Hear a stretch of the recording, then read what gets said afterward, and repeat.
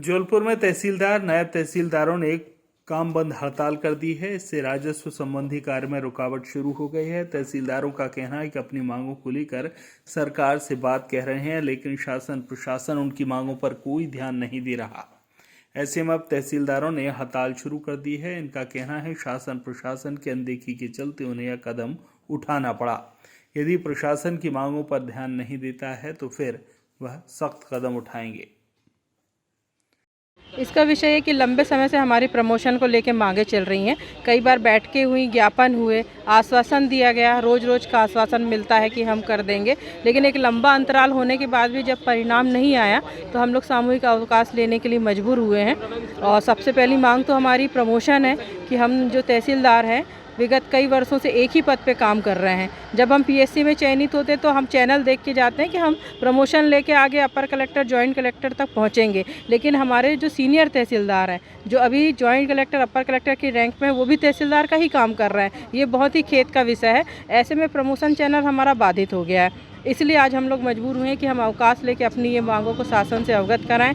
दूसरा, जो हमारे नायब तहसीलदार हैं वो भी काफ़ी सीनियर हो गए हैं और पदोन्नति के लिए वो भी पूरी तरीके से पात्र हैं, तो उनको भी तहसीलदार के पद पर दिया जाना चाहिए। साथ ही एसएलआर, एएसएलआर जो हमारी श्रेणी के समकक्ष हैं उनको भी दिया जाना चाहिए। फिर नायब तहसीलदार जो है अन्य राज्यों में राजपत्रित होते हैं, लेकिन हमारे राज्य में नहीं है। केवल एक ऑर्डर की ज़रूरत है। इवन कि जो माध्यमिक शिक्षा स्कूल का जो हेड मास्टर होते हैं वो भी राजपत्रित कहलाते हैं, जो कि हमारे कई मामलों में हमारे अधीनस्थ होकर कार्य करते हैं, लेकिन हमारे नायब तहसीलदार राजपत्रित नहीं है। इससे उनको काफ़ी फील्ड में समस्याओं का सामना करना पड़ता है कि वो जिसको ऑर्डर दे रहे हैं वो राजपत्रित है, लेकिन वो खुद राजपत्रित नहीं है। तो ये एक विरोधाभास की स्थिति होती है। तो इन विसंगतियों को दूर किया जाना चाहिए, ये हम लोग की विशेष मांग है। 3 दिन आप लोग हड़ताल पे हैं, इसमें क्या काम प्रभावित है? देखिए, सबसे महत्वपूर्ण काम अभी जो चल रहा है वो किसानों का गेहूं पंजीयन सत्यापन का चल रहा है। किसान एक बड़ी संख्या में है, लाखों की संख्या में है, और अगर उनका पंजीयन सत्यापन नहीं होगा तो 1 अप्रैल से उनकी खरीदी प्रभावित होगी। ये सबसे महत्वपूर्ण है। दूसरा, जो माननीय मुख्यमंत्री महोदय की लाडली बहना योजना है,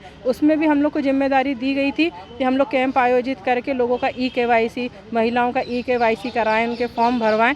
तो वो काम भी थोड़ा मॉनिटरिंग के अभाव में बाधित होगा। वैसे हमारा फील्ड अमला लगा हुआ है, किंतु जब तक सही मॉनिटरिंग नहीं होती है, कार्य उतनी तेज़ गति से नहीं होता है, तो वह कार्य भी प्रभावित होगा। दूसरा, गर्मी का मौसम आ रहा है, सीमांकन के अत्यधिक आवेदन होते हैं, हम लोगों को आदेश देना, कोर्ट से आदेश होता है, उसके बाद ही सीमांकन होता है।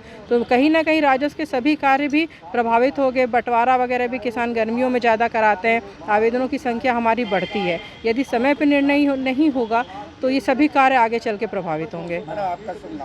विंकी सिंह मारे, तहसीलदार शेपुरा। पूरे प्रदेश के समस्त तहसीलदार, नायब तहसीलदार और एसएलआर आज से अपनी मांगों के लिए 3 दिन से सामूहिक अवकाश पर हैं।